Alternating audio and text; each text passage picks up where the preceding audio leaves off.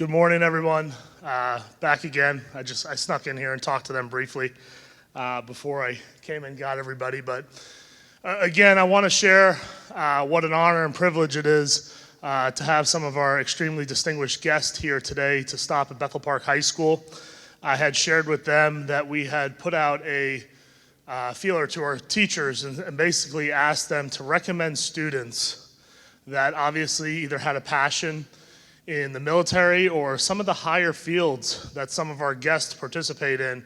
And some of those areas are linguistics, engineering, technology, artificial intelligence, national domestic security, cybersecurity. So, a lot of our officials here and our representatives work directly or lead companies or people that work in those areas. So whether you thought the path of getting there through the military, they might even share their stories and backgrounds of how they got to where they are, or you're interested in asking questions about those fields and maybe some of the specifics of what or how to do those, get into those fields, or where to focus on and do those things.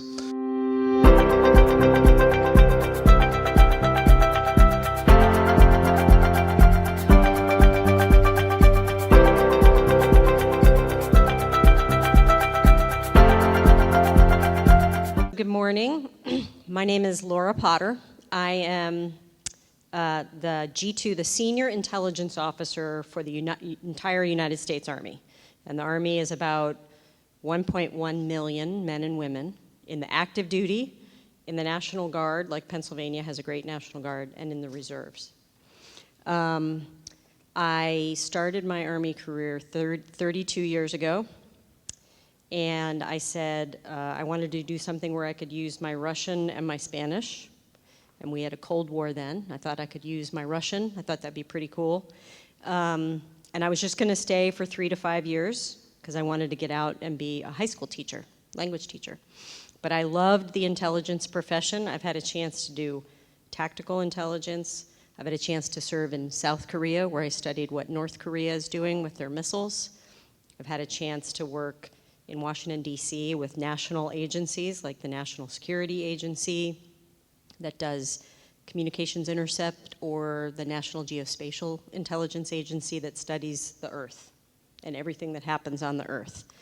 I've had a chance to live all over the world, and the intelligence field is a really interesting field. So if you're watching the news at night or you're reading stuff on your phone and something dangerous is going on somewhere in the world, there's someone in the military studying that problem so that if our nation gets called to serve there, we have the right intelligence to handle that problem. So I love my profession, and if there's anything you want to ask me about intelligence, I'm happy to talk about that, or anything else we do in the Army, because as I like to tell people, any profession you can think of that exists outside the military probably exists in the military. Whether it's being a musician, being in the medical field, being a mechanic, being an astronaut, being a great engineer like the man standing to my right. So happy to take any questions. And also I'm a mom. I got 2 great boys, so you can have a family too when you're in the military. Okay, over to you. Thanks, ma'am. So I'm Dave Hill. I'm at present what we call Commandant of the United States Army War College. That's essentially the principal of the United States Army War College. It's an exciting place to serve, and it's located in Carlisle, Pennsylvania. And our students average 45 years of age. They average 20 years of professional experience in the Army, and they're hand-selected a small cohort of leaders that have great potential. And so our job is to bring them there and help educate them and expose them to broad ideas about strategic leadership and help them develop their skills and competencies to lead our Army for another 10 or 20 years. I am from Pittsburgh originally. I went to the United States Military Academy and earned a Bachelor of Science degree in chemistry, but commissioned as an engineer officer in our Army, and spent 24 years in our fighting units, really helping build fortifications, overcome obstacles, and then transitioned really 7 years ago into enterprise level leadership, we call it. in the U.S. Army Corps of Engineers. I'm sorry, I'm choking up. And in the Army Corps of Engineers, I've had really wonderful opportunities to help build big things, major medical centers, help the country develop its waterways, and build resilient coastlines, and do some fantastic things in civil works and water resource management. And so if you're interested in those kinds of things, I'm happy to share about that or about my early experience in the Army. I'm happy to be here with you today. And like General Potter, my wife is actually here with me today. Chris, we're both Pennsylvania natives and residents now, and raised 3 kids as well in an Army life. And so if you have questions about that as well, how an Army thrives or how a family thrives in our Army versus just surviving the experiences of growing up with all that an Army life has to offer you, I'm happy to talk about that as well. Hi, I'm excuse me. I'm Dr. Doug Matty. I'm actually a classmate of General Hill, so you can see they keep the better-looking ones in a little bit longer. No. Yeah, so I graduated from West Point with a degree in computer engineering back in 1990. And I remember one of the biggest things that I got in trouble for while I was a cadet was because they have folks that go around and check the study conditions to make sure everybody's studying. And they walked in and they found my computer torn apart. And so I got written up because they thought I was destroying the computer, and I was actually installing this new thing called a hard drive, right? So a lot has changed since 1986 when I was putting that hard drive in. And so what I just offer to you for the things that I'd love to talk with you about is how fast technology has changed.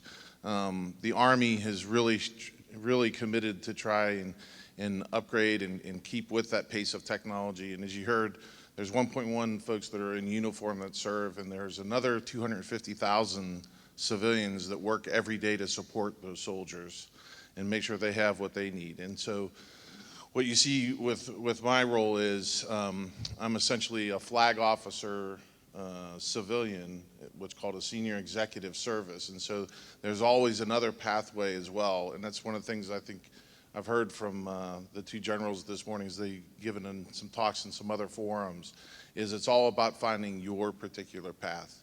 And I don't think that there is not a pathway that you'd be interested in that the Army doesn't afford for you, whether it's in uniform or as a civilian. And I think you'll hear a focus on education with everyone's diverse backgrounds. You're looking here, 2 general officers that have at least masters with multiple certifications, professional certifications. And again, with my career path, while I was in the Army, I was afforded the opportunity to get not just the undergraduate degree from West Point, but a master's degree in applied math, and as well as a PhD from MIT in engineering systems. And so as we talk through whatever questions you might have, I think up here we can pretty much span most of it, but I'm sure not all of it, and look forward to hearing from you.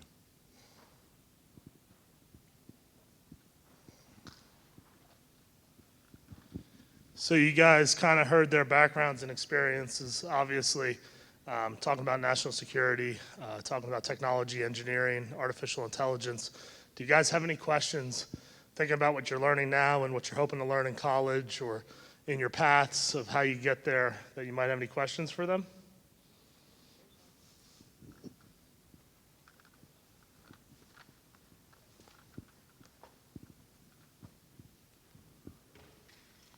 When did your passion start, and why did you choose to take that specific pathway? This is like a general question for all of you.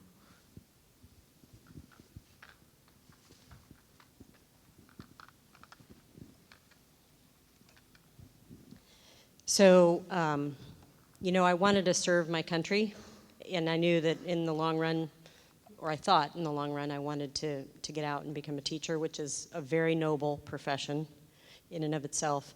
But in my profession, my first tour was in South Korea, and I was doing intelligence that was very, very meaningful about a really serious threat. At the time, we had a lot of soldiers stationed up on the border between North and South Korea, and every day that I was doing something was meaningful intelligence, and I wanted to keep doing that because it's so important to our national security.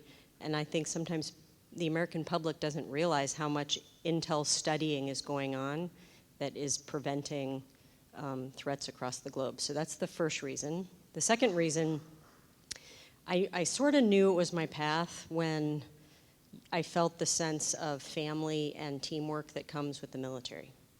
And those could be really good things, like, you know, you're in a squad full of people, you all care about each other, and you have a really hard problem, and you succeed at that hard problem, and it feels really good. Or it could be when there's tough times, like the first time I went to airborne school, I broke my collarbone, and I had a bunch of people rally around me and help me get healed and eventually go back to airborne school at a later date. So the sense of family and teamwork is very unique in the military. And so at that point, at about 6 or 7 years, I said, I really like this. And every time I even contemplated doing something else, the Army offered me something I couldn't refuse. They offered me my graduate degree at Georgetown. They offered me cool deployments and places to live like Belgium and Germany and the Republic of Georgia and places I never would have gone otherwise probably. And so the military's been really good to me, and I would do it all again if I could.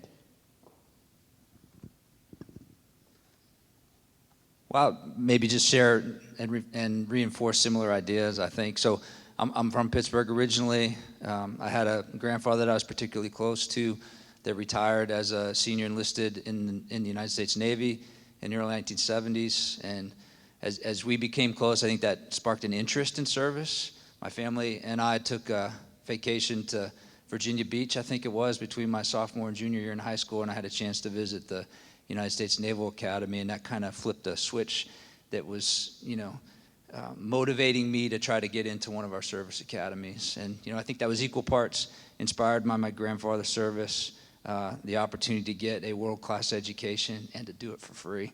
And so you kind of went in with that as your thinking, and then, that interest sort of transforms to a calling, I think, over time for a lot of the reasons like General Potter talked about. How many of you all are an athlete on a team or a member of the band or the choir? So General Potter talked about teamwork. I was a high school athlete. I was a drum major for our band. I think, we're drawn to that for reasons, right? It's about building relationships, opportunities to grow, to be part of something bigger than yourself. And when Doug and I graduated from the United States Military Academy in May of 1990, and we're in our basic courses for our branches to help us develop those specific skills we needed to assume our first leadership responsibilities.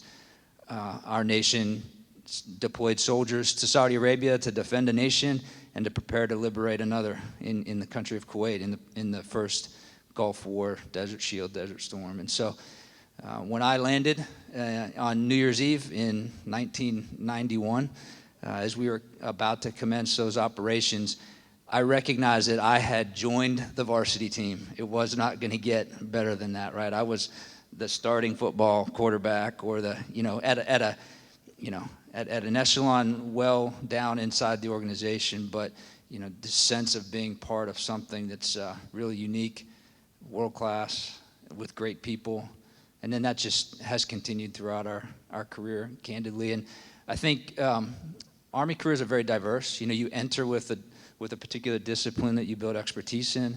But the other thing that's been particularly exciting for me, especially over the last 10 years, is constantly being asked to take on new responsibilities that are different than what you've spent the bulk of your professional career working to become an expert in. And that gets to being a leader of a team and bringing together subject matter experts and helping them guide our organizations to solve complex problems. And so today, that's what keeps it exciting for me. And I hope that's helpful for you in terms of perspective. I want to see if we can get more questions, because I'm not going to top these two in terms of leadership. So, Questions? What would you say is the most important programming language to learn nowadays? Programming language. That's him. sure, that's an easy one, the first one, right? Because whether it's old school where you're learning C or C++ or Java, right? I think folks are still using Java. Pascal was the craze back in the day. When I was in 8th grade, I used to go to CMU on weekends because they had programs for kids that were trying to pick some of that stuff up, and we were doing everything in Pascal. But the answer with not being flippant is the first one. That's the key. So I think just like everybody in our high school growing up had to take had to learn to swim, I think everybody ought to be able to take at least one programming language. But the one everybody's using now is Python. That seems to be the lead language for most of the data science career fields, that's really where the hot topic is in data science and data engineering. So I was just in Wisconsin before. So the last 6 weeks I was basically out in Yuma, Arizona, testing a bunch of brand new autonomous ground vehicles that we're developing that can go out and do missions on their own, fully autonomous. And before that, I went to Wisconsin, and I met with all the leadership at the university there at Wisconsin. And so they were very excited about having Army students show up, and they asked me, they said, well, what is the one degree that we could put together that would cause you to be willing to send Army students here to the university? I told them data engineering. Because my joke is everybody loves to build sandcastles, right? But nobody wants to build the sandbox.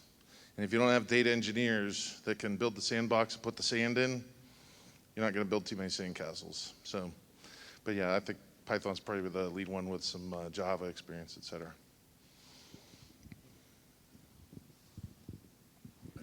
What languages are the most important to learn for an intelligence field?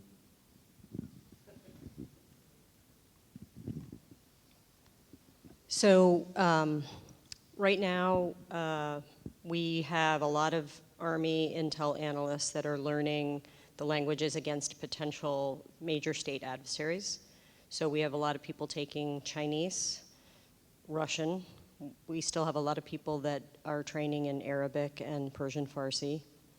We have North Korean linguists. Did I say Russian? Yeah, okay. Beyond some of the ones that you might obviously think of, though, we also, one of the options you can do in the military, beyond military intelligence, is we have people who are attachés that serve in embassies across the world. So we have a lot of people that we train in African dialects, Tagalog, Thai, Japanese, so that we can put them in embassies and they can freely talk with their counterparts. But the high density ones are the ones that I mentioned. And then depending on what you do inside military intelligence, some people use those languages more than others. So I didn't, as an officer, I didn't really use my Russian, Spanish, and French all that often, but I had soldiers working for me who used their languages every single day.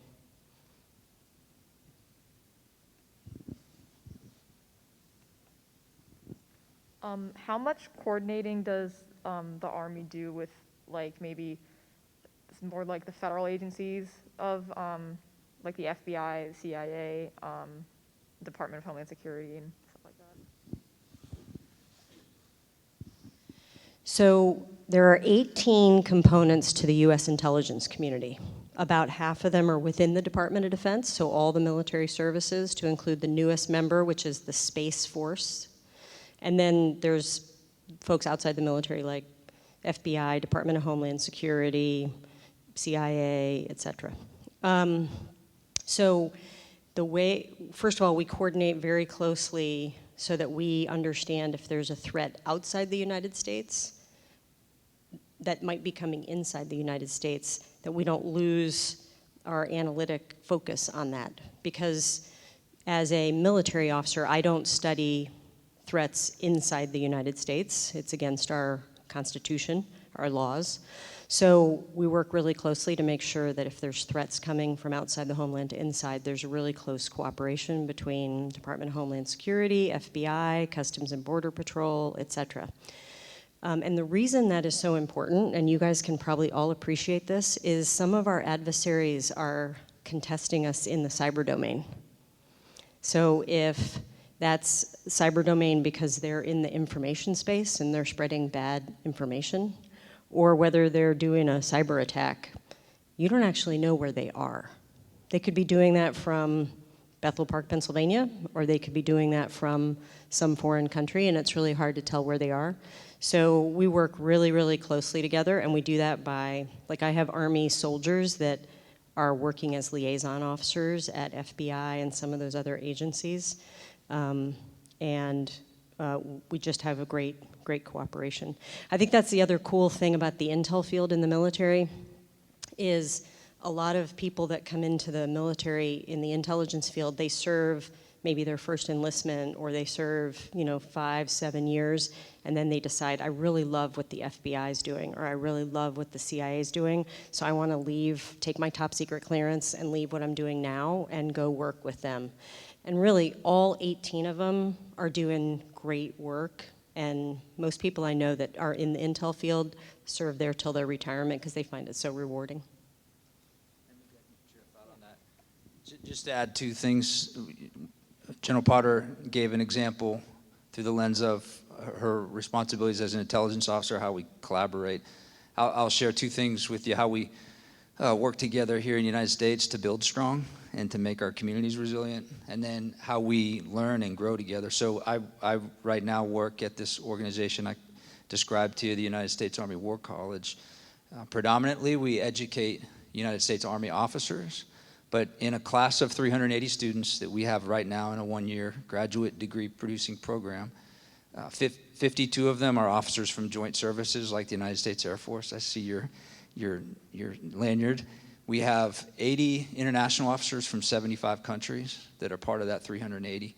And we have 24 civilians from across what we call the United States interagencies, so organizations like the FBI and the CIA and the Department of State. And so we learn together in classrooms to share perspectives so we can collaborate together later. In the Army Corps of Engineers, I've had the opportunity to work a long time in that field. We are, in our United States government, we have a framework to respond to disasters. It's called our National Response Framework.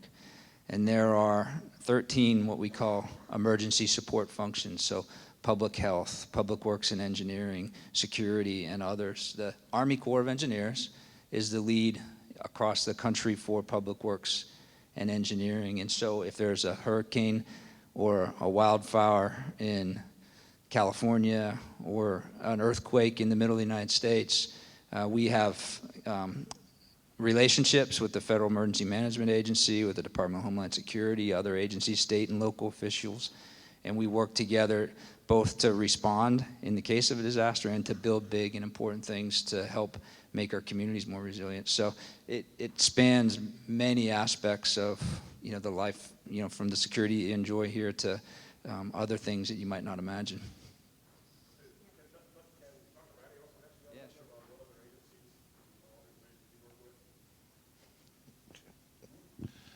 Yeah, sure. So, I think in the current field that we're working in terms of the artificial intelligence, you see it's pervasive across all the U.S. government where there's a lot of interest. And so, that's one area where you could look at it in that regard. But what I'd also offer is we have a really unique opportunity to work with academia and industry.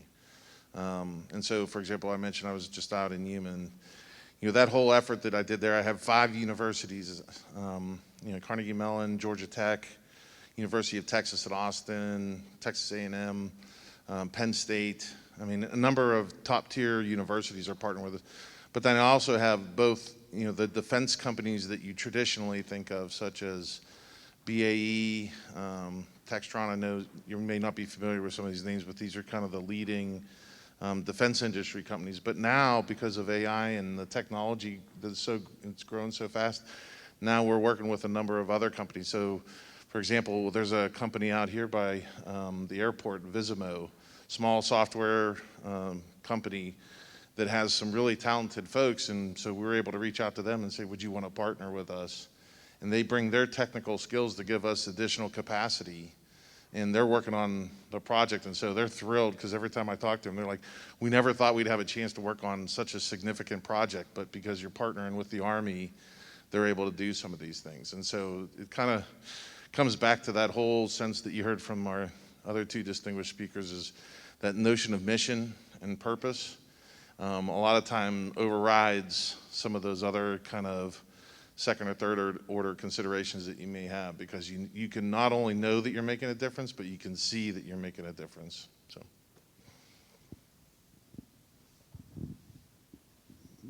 So one thing I forgot to add when I was talking about the threats that we may not know where they're coming from. So how many of you, by show of hands, have a driver's license? And to drive, you need gas in your car. Everybody remember the Colonial Pipeline attack and how panicked a lot of Americans got because what if we can't fill our car up with gas? So for every one of those that you hear about on the news, there are dozens, if not hundreds, that the entire interagency has detected and protected us from. So the high-tech skills some of you are learning, I did not learn when I was in high school. You guys are unique. You are coming in to the age you're coming into when you go to work, whether you decide to choose to serve in the military or you choose to serve anywhere. Protecting our networks is going to be really important. So I wanted to add that because I didn't give that as a good example, and it really is an integral part of the future that all three of us up here are struggling to make sure we get right. Another question? Yep. What do you see as the purpose of AI in future warfare? Yeah, so most people would recoil at a question like that. I don't know could everybody hear the question? I already have the answer, right? Because it's what I told our Chief of Staff of the Army, which is the Army's purpose of artificial intelligence is to enable our soldiers to successfully accomplish their mission. And so we will never, ever employ AI in such a manner that it causes us to do anything either unethical, illegal, or immoral. Right? And there are certain safeguards that we have in place that allow us to go through and work through that. I think that's one of the key things about not just AI, but the Army in general, is we strive every day very hard to maintain that sense of public trust. Right? There are a number of our leadership principles that we impose upon ourselves every day to make sure that we can maintain that trust. And so for us, it's just an extension of our underlying principles that we follow every day.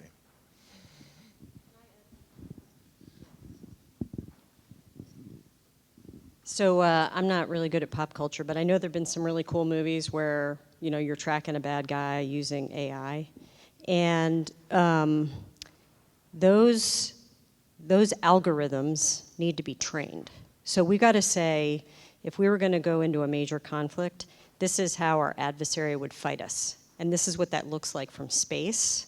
This is what that looks like from an unmanned aerial vehicle flying over them. And then we train that algorithm to say, when you see that, let us know because we got to do something about it. But they're a thinking adversary, and so they're going to change their techniques all the time. So we need young men and women who can build the algorithm that this is what the adversary is going to do, study the adversary, and when the algorithm needs to change, to be able to change that. And that's a very sophisticated skill.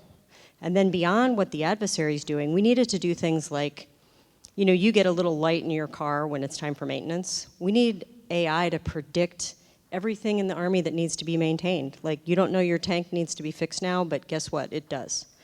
And so everything we're doing in the Army is going to have, in my mind, some component of AI. And I am nowhere near as smart as Dr. Matty is, but he's helping drive change in our Army, and it's going to be really cool. Did I say anything wrong? Did I get it wrong? Okay. Any other questions? Earlier, you mentioned public health, and I was wondering if you could elaborate more on what they do in the Army. Sure. I think would be encouraged, and I won't do this explanation justice to you, but first of all, we have public health officers integrated into our force that help us take care, perform our number one responsibility, which is care for the soldiers and families that live on our post camps and stations around the United States and around the globe. So on the installation that I lead now, that public health officer advises me on things like what COVID mitigation measures are prudent based off of the environment around us there. We have them in deployed environments that help us assess sources of supply in other countries to make sure that as we acquire food from local sources, or we live in environments that might be less conducive to good health over the long term than ours, right, because of environmental conditions, to help us understand those and protect soldiers. We have had a substantial role as the United States Army in helping the nation respond to COVID. There was an operation called Warp Speed, and it has now taken on a new name, and it escapes me, ma'am, I don't know if you remember. The National COVID Response. And so we have experts in infectious diseases and research that have helped move many of the technologies associated with the current vaccines and other things forward. And then to wrap that around with this sort of interdisciplinary expertise that we have, not just on developing those capabilities, but getting them to where they need to be and helping to integrate supply chains and transportation and logistics and those kinds of things. So we have a large medical community that services all of the Department of Defense, and I think you mentioned it earlier, ma'am. If not the largest, we're one of the largest pipelines for producing medical professionals and public health officials in our country.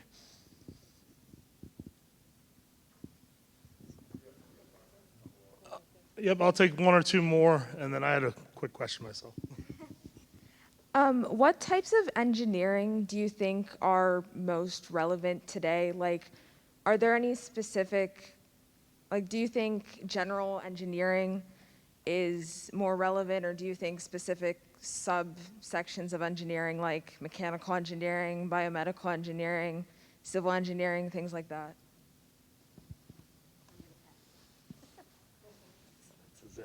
Well, Doug and I may have similar perspectives, but look at it through a different lens. We need them all. So in the Army Corps of Engineers, I'll give you an example. Several years, or about a decade ago, there was a major disaster in Texas called Hurricane Ike. After that disaster, the Congress directed the Army Corps of Engineers to convene a study to make recommendations on how to best protect the city of Houston, the Texas coast. It takes every engineering discipline to do that, because there's natural and man-made features that we're looking to incorporate into that type of system of protection. So mechanical engineers, electrical engineers, civil engineers. But in formulating those projects and making those recommendations that serve our federal interest and for the government to invest billions of dollars in, it also takes economists and attorneys and natural resource managers. And I could go down a list of science, technology, engineering, and mathematics disciplines that all have to come together as interdisciplinary teams. And then you need project managers and program managers to bring them together to collaborate effectively to come up with solutions to really complex problems. So I think we need them all. I have a son that's a mechanical engineer. The Army Corps of Engineers has a strong foundation in civil engineering because we are focused on building things and managing water resources, but every one of them are important and resident in each one of the projects that we work on. So I got to admit, I was back here nodding my head while you were saying some of them. I think the reason that I was nodding my head, though, is because I'll give you the same advice I gave to my son who graduated from West Point in 2017. He wasn't sure exactly which type of engineering he wanted to go into. And so that's what I would say is, honestly, I think the type of engineering program discipline that you would want to go into is dependent on which one is most interesting to you. But what I see a lot of times, though, is folks aren't really committed. They're just kind of dabbling. And so what I would offer to you is to consider some more general types of things, because what I learned going through my education pathway process, et cetera, is that really there never has to be a, quote, terminal degree. And so what I mean by that is there are certain programs that if you're not sure, like some folks grow up, say, like for me, I knew for a fact I wanted, when I got to West Point, I was going to go for double E. And then when I found out that they had this new degree program called computer engineering, I said, that's the one I'm going for, and I knew it was right. Looking back though, if I was somebody like some of my classmates that weren't sure, I would do something more general like systems engineering. Because systems engineering is really about the fundamental problem of engineering versus, a specific, whether it's mechanical, chemical, et cetera. And then also, don't be shy about just applied mathematics.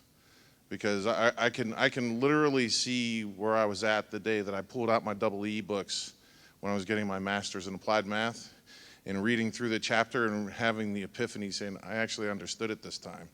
And the reason is because now I had taken sufficient mathematical courses that I said, yeah, I understand the notion of differential equations and how to solve simultaneous systems of them, et cetera. And so, a lot of it's just maturity, a lot of it's just, gaining that aptitude, et cetera. So don't be worried about staying more general, especially when you're younger, and then coming back later on and getting more specific once you've kind of figured out what you really want to go after. I had one question, actually a little two-part question. Anyone can answer it. Obviously, there's a distinct path when you go into the Army with educational avenues and things like that. Some of our students may be interested in that path. Is it ever too late? Like, what road can you get into some of these Army positions, especially some of these higher functioning skills and jobs? And then if they were not to go that route, I know we've touched on a little bit when just task force, outsourcing projects and things like that. Anything you could share with them? Obviously, there's the homeland agencies and things like that, but if they haven't considered it or would be considering or change their mind after a year of school, what are their routes or options to come into that field to be an asset to the U.S. Army? Or if they don't go that field, go through the traditional college path, that they can maybe work in the government or support the Army through their different avenues. So I'll start, and luckily we have awesome people permanently stationed here who are really good at helping give advice on this. So what I would advise you on is, first of all, to your question about what type of engineer to be, is if you absolutely love what you're studying, you're absolutely passionate about it, you're probably going to be really good at it. So don't try to pick what should I study in order to do the following. Pick what motivates you, what makes you passionate. And to my earlier comment, no matter what that is, there's a place for your talent. So that place could be starting as an enlisted soldier and trying a skill and either getting a certification you can use on the outside, or deciding, well, I've tried that, I want to go to college now and become an officer and do that through reserve officer training, go to a service academy. So don't feel panicked about like you have to have this perfect plan and make all these perfect decisions, but focus on your education and what you want to study and what passion that gives you. And if that passion doesn't lead you to either an enlisted or officer route, and it leads you to the civilian sector, that could be private industry, it could be something that feels a lot like military service, but in the civilian side, maybe in the medical field or the engineering field or even in the intelligence field. And then in a couple years you say, well, I still want to try that. The door is always going to be open for you. So don't feel this incredible pressure that you have to have this perfect plan right now. I didn't have a perfect plan when I was sitting in my high school auditorium by any means. And then the other thing is, counselors are hugely important, and I think you guys have some great ones here. They have great advice, they have great life experiences. And then the last thing I'll tell you is you are stronger than you think and you're braver than you think. So when I came into the Army, I had never lived outside the United States other than, for some college education. And I was like, I'm going all the way over to the other side of the world to live in South Korea and lead people, be responsible for their lives. And then I'm going to jump out of airplanes. So just remember, no matter what you do with your life, you're stronger than you think, and you're braver than you think. I don't think I can add much to that one. That was a good answer. But the Army's committed to developing through a lifetime of service. So even if you find yourself in an experience where your unique education background isn't best suited or maybe doesn't give you what you feel comfortable with in terms of knowledge and experience, the Army will find a way to engage with you and provide you that opportunity to build those skills. And we can talk to you for a long time about how much the Army has invested throughout our 30-plus years of service at various points from undergraduate college to PhD. One last thing before we give them a round of applause, I just want to express a little notion of our appreciation, a small token. Last year, we've always honored our military graduates, whether they're going enlisting, they're going to an academy, or they're going into ROTC. We started a challenge coin last year. On one side, it talks about their commitment to the military. It has all 6 branches of the military. On the other side, it has a Bethel Park and the Black Hawk. Talks about how they're going to soar their journey and they'll ever forever be a Black Hawk. So as you guys go back to your positions, we thank you for your time. We understand the importance you are to our country. And like I said, just carving out some time for our students here at Bethel Park is greatly appreciated. So a small token just to remember us by, and always welcome back, open door, and we hope to obviously continue in their pursuits, whatever way that might be, and hopefully continue to support, and even not directly in work, but we always support our active military, and anything we can do here at Bethel Park, you guys are always welcome. So thank you so much. Everyone give them a round of applause, please.